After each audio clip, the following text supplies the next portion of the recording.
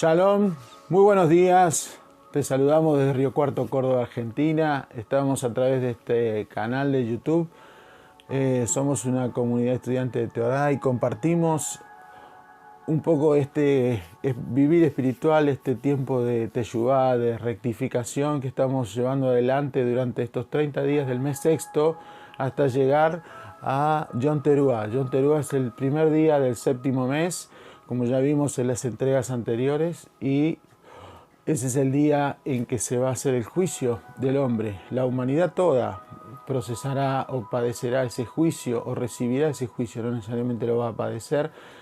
Y ese día es un día de entrega, de aflicción, de silenciar el alma, de rendirse, de humillarse al Eterno. Pero para llegar a ese día con las mejores condiciones espirituales, estamos caminando hacia ese día con una preparación que tiene que ver con, como principal ingrediente, el tiempo de teshuvá, de misericordia, buscando la presencia del Eterno Dios.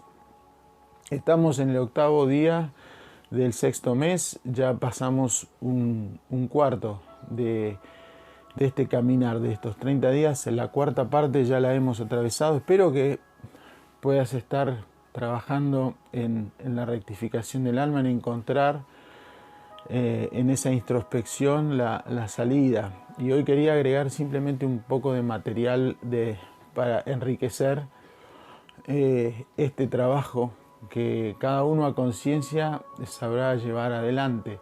La idea es poder alimentar con información y alimentar con conocimiento una mejor manera de poder avanzar en la rectificación del alma. Mi nombre es Edo y espero que esto te sea de edificación, y si te sirve puedas compartirlo, puedas participar con tus comentarios y tus experiencias dentro del canal y de esta emisión. Estamos en el sexto mes. Lo que voy a aportar simplemente son datos que tienen que ver con la información y después un perfil, una conducta para llevar adelante nosotros. El sexto mes fue nombrado por nuestros hermanos judíos como Elul. Elul es una composición especial cuyo nombre nos va a servir, les sirvió a ellos para, estando en cautiverio en Babilonia, identificar el tipo de tiempo, el tipo de energía que había que vivir y cómo aprovecharla. Siempre nuestros hermanos judíos tienen una profundidad en el conocimiento y los tiempos del Eterno que es bueno prestar atención. Elul, este es el nombre que le han puesto nuestros hermanos estando en cautiverio. ¿De dónde viene la palabra Elul? Viene de Elulu, que significa cosecha. Y porque en este tiempo se hace la cosecha en el hemisferio norte. ¿Qué tiene que ver con nosotros? Que no estamos en tiempo de cosecha.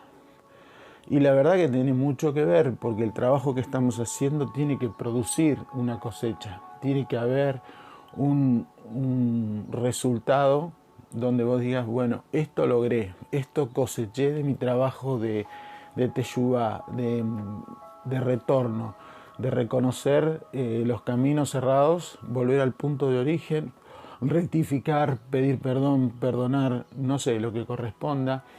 Pero Elul es cosecha. Otros hablan de la traducción de Elul como purificación, como redención, expiación, perdón.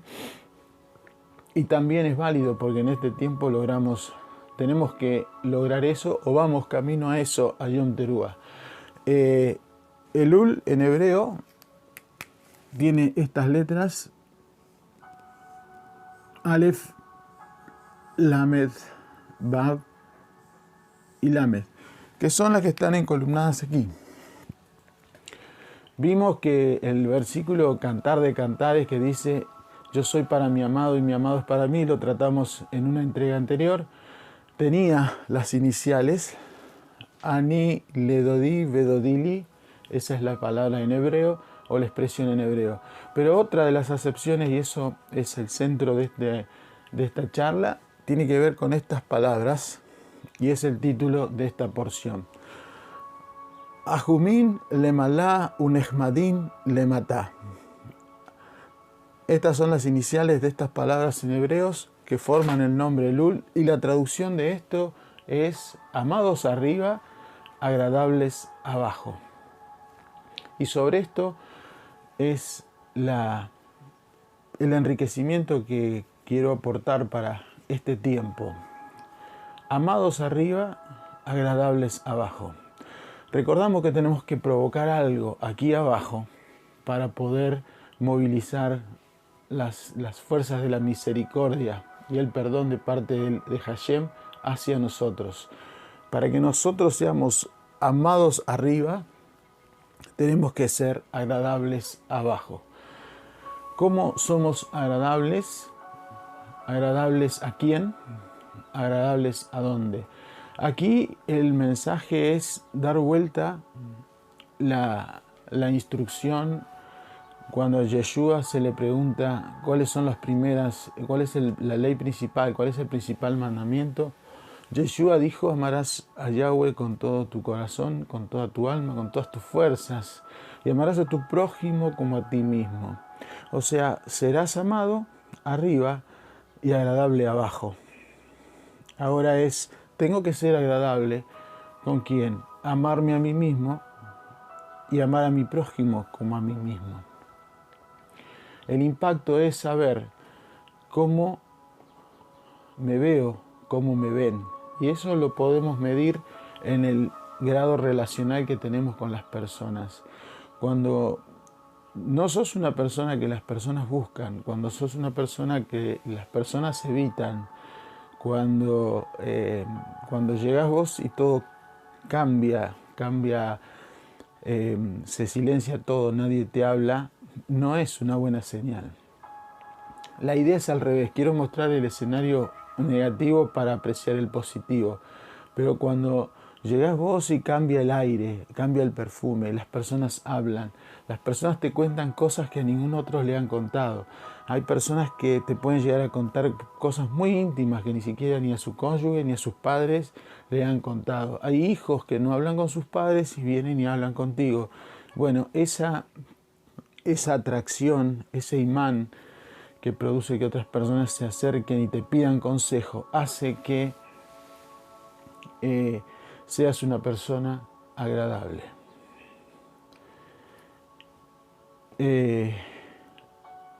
Pablo en Romanos dice: en cuanto dependa de ustedes, estad en paz con todos los hombres. Y hay que desechar toda raíz de amargura, dice la carta a los hebreos, para que por causa de esa raíz de amargura no nos perdamos de ver al Eterno o recibir su gracia. Ser agradables es realmente primero valorarse. Y hablo de valorarse en el sentido, me hice esta pregunta porque te cuento que me he enojado en estos días. Y el enojo, atrás de ese enojo vino otro enojo que era conmigo. Me enojé por una situación. Y después me enojé conmigo porque sabía que estaba en un tiempo muy especial y no tenía por qué enojarme. O sea que en menos de 10 minutos tenía 2 enojos encima y un proceso para volver para atrás, para recuperar el entusiasmo, la buena onda, aflojar los músculos de la cara que a uno le endurecen el ceño cuando hay enojo. La meditación de anoche fue pensar: ¿está de acuerdo el Eterno en quedarse a morar en una vasija enojada, en una vasija llena de dolor, de injusticia, según esto, de desacuerdos, de irritaciones? Es mi morada un lugar agradable para la presencia divina, porque Él está aquí. Dijimos que el Rey está en el campo. Y la pregunta es: ¿qué gano? ¿Cuántos méritos gano? a favor mío para que el Eterno tenga esa misericordia. Él sabe que yo y vos podemos fallar. La pregunta es, ¿por qué tengo que dar ese lugar a esas emociones, a esas reacciones que vienen de un sentido de justicia mío? Uno se enoja con algo porque no salió como quería. Y si tenía que salir de una manera es porque yo ya armé un sistema de justicia que me dice que esto tenía que ser así, en este tiempo, en esta forma, y tenía que la otra parte, si hubiera, tenía que reaccionar de esta manera. Cuando algo se sale de mi lógica, de mi justicia, surge el enojo, surge la desaprobación, surge el fracaso, ese sentido de fracaso, surge la subestimación por creer que uno no es capaz, surge la tristeza de decir invertí tiempo, horas, recursos y según mi justicia fracasé. Bueno, hay un contenido de emociones que lo único que hacen es atar el alma a la tierra y no atarla a lo divino. Y no entender que hay una justicia más arriba que tiene los pasos medidos y el control de todas las situaciones. La pregunta de nuevo es, ¿merece el Eterno una morada en estas condiciones? ¿Soy yo un lugar agradable? ¿Hasta cuándo las emociones van a tener ese nivel de participación, de voz y voto en mi interior? Y qué complicada es la realidad. La realidad es cada vez más complicada, las situaciones son más exigentes, todas con sentido de urgencia, que nos hacen postergar este trabajo de teshuvá, de trabajo de alineamiento con las cosas divinas.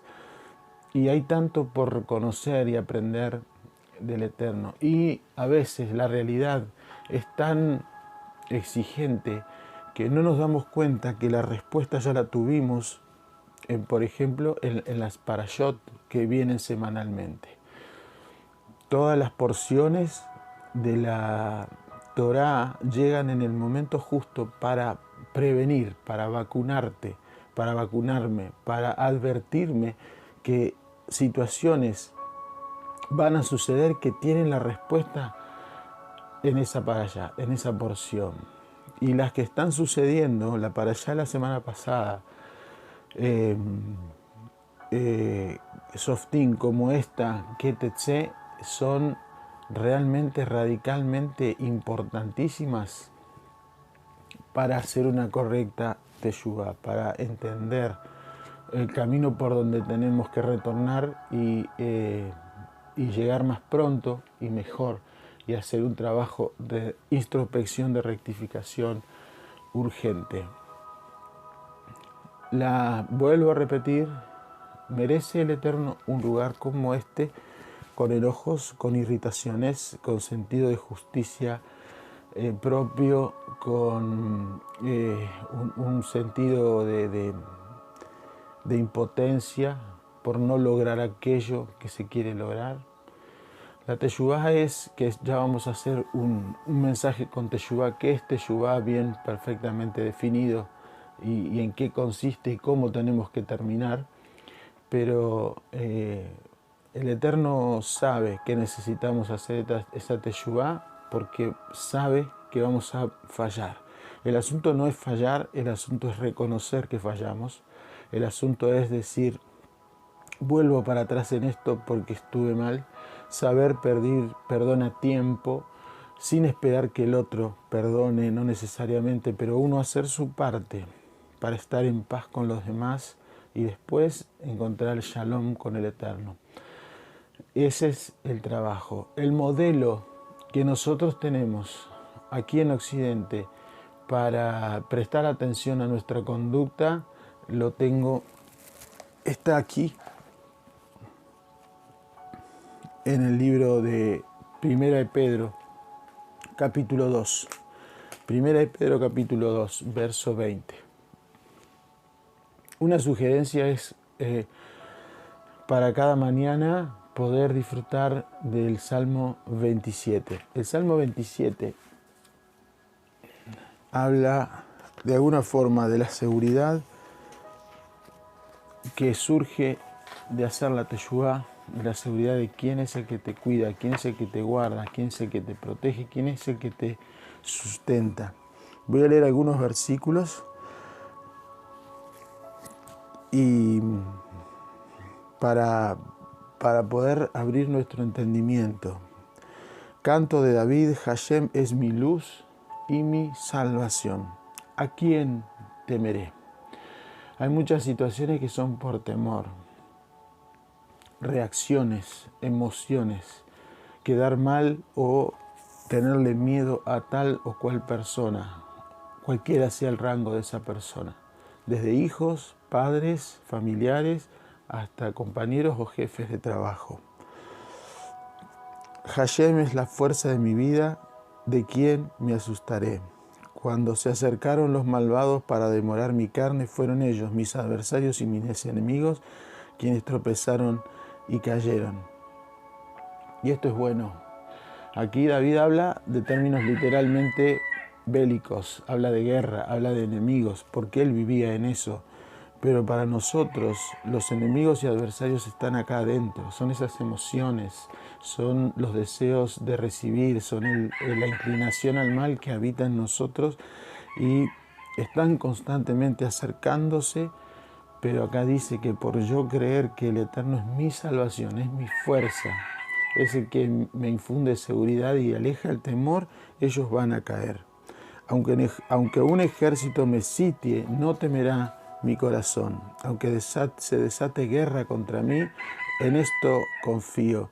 Solo una cosa pido a Hashem y la procuro: morar en la casa de Hashem todos los días de mi vida para contemplar la delicia del Eterno y meditar en su santuario. De hecho, Él me cobijará en su refugio en el día de desgracia, me cobijará en el hermetismo de su tabernáculo, sobre una roca me elevará.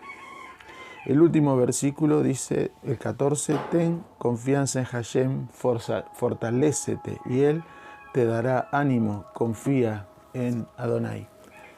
Hermoso pasaje, hermoso salmo que tiene que ver con tomar seguridad y saber reaccionar. No reaccionar apresuradamente, no precipitadamente, no por lo que dice la realidad, sino conscientes de qué tiempo estamos. El pasaje de 1 Pedro dice en el versículo 21, pues para esto fuisteis llamados, porque también Yeshua padeció por nosotros, dejándonos ejemplo, aquí está el modelo, para que sigáis sus pisadas, el cual no hizo pecado, ni se halló engaño en su boca, quien cuando le maldecían no respondía con maldición, cuando padecía no amenazaba, sino encomendaba la causa al que juzga justamente. Él mismo llevó nuestros pecados en su cuerpo sobre el madero, para que nosotros, estando muertos en ellos, vivamos a la justicia, y por cuya herida fuisteis sanados, porque vosotros erais como ovejas descarriadas, pero ahora habéis vuelto, retorno, al pastor y obispo de vuestras almas. El modelo bastante bien definido en estos versos es Yeshua. Él padeció todo lo que nosotros vivimos y cargó todo lo que nosotros ya teníamos, simplemente para enseñarnos que a pesar de la cruda realidad, Él no respondía, no caía por sus palabras, Él no maldecía, Él no tenía pensamientos de mal, sino que sabía que, aunque en su justicia propia podría ser que la otra parte estuviera equivocada, Él nunca tomó el caso en sus manos, sino que lo presentó ante quien tiene el completo sentido de unidad. Y ahí está el punto, el sentido de unidad que nosotros tenemos muchas veces termina siendo divisiones, porque nosotros tenemos un sentido de unidad limitado, pero el Eterno, Él necesita armonizar todas las piezas. El modelo es Yeshua, y Él sí tenía la presencia del Eterno dentro, porque Él no daba lugar a que algo corrompiera esa comunión, esa habitación llena de luz llamada alma. Y ese es el nivel de conciencia que estas palabras me exigen y te exigen para hacer un camino de retorno con excelencia. Que te sea de edificación, que te sea de suma al trabajo que puedas estar haciendo y que llegues aprobado a este tiempo, que llegues en la gracia, en la misericordia del Eterno aprobado. Desde Río Cuarto, Córdoba, te saludamos, que te sea de edificación y te prepares al cierre de hoy para un excelente Shabbat. Shalom.